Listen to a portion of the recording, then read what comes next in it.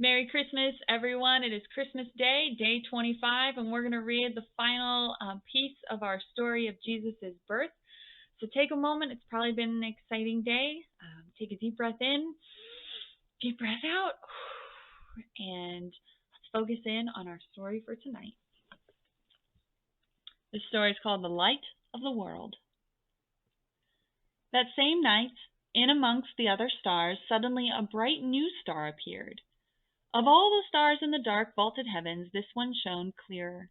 It blazed in the night and made the other stars look pale beside it.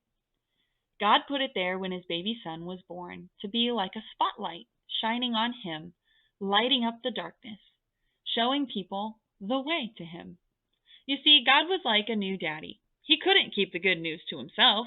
He'd been waiting all these long years for this moment, and now he wanted to tell everyone. So he pulled out all the stops. He'd sent an angel to tell Mary the good news. He'd put a special star in the sky to show where his boy was. And now he was going to send a big choir of angels to sing his happy song to the world. He's here, he's come. Go and see him, my little boy. Now where would you send your splendid choir? To a big concert hall, maybe, or a palace, perhaps. God sent his to a little hillside, outside a little town in the middle of the night. He sent all those angels to sing for a raggedy old bunch of shepherds watching their sheep outside Bethlehem. In those days, remember, people used to laugh at shepherds and say they were smelly and call them other rude names, which I can't possibly mention here. You see, people thought shepherds were nobodies, just scruffy old riffraff. But God must have thought shepherds were very important indeed, because they're the ones he chose to tell the good news to first. That night some shepherds were out in the open fields, warming themselves by a campfire, when suddenly the sheep darted. They were frightened by something. The olive trees rustled. What was that? A wing beat?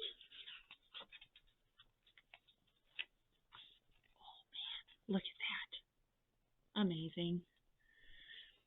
They turned around. Standing in front of them was a huge warrior of light, blazing in the darkness.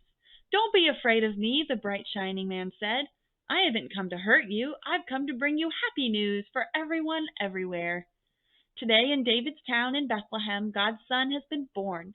You can go and see him. He is sleeping in a manger." Behind the angel, they saw a strange glowing cloud, except it wasn't a cloud, it was angels, troops and troops of angels armed with light, and they were singing a beautiful song. Glory to God be fame and honor and all our hoorays. Then as quickly as they appeared, the angels left.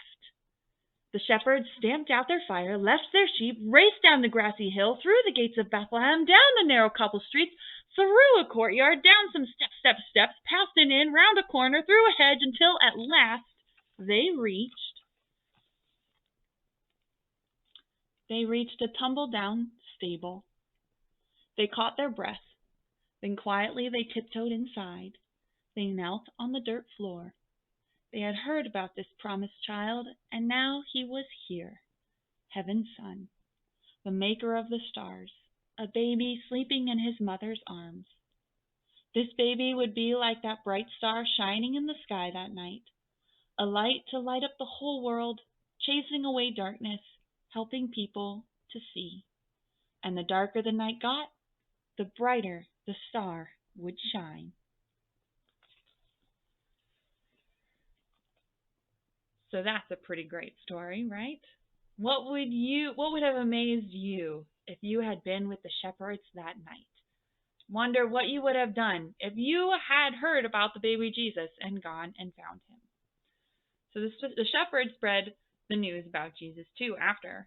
So I'd like you to name a few people maybe that you'd like to tell about Jesus and God's love. Pray for them and ask God for ways that you can help tell and share God's goodness with others. Merry Christmas. I hope you enjoyed the Advent Jesse Tree calendar, and I'll be seeing you soon.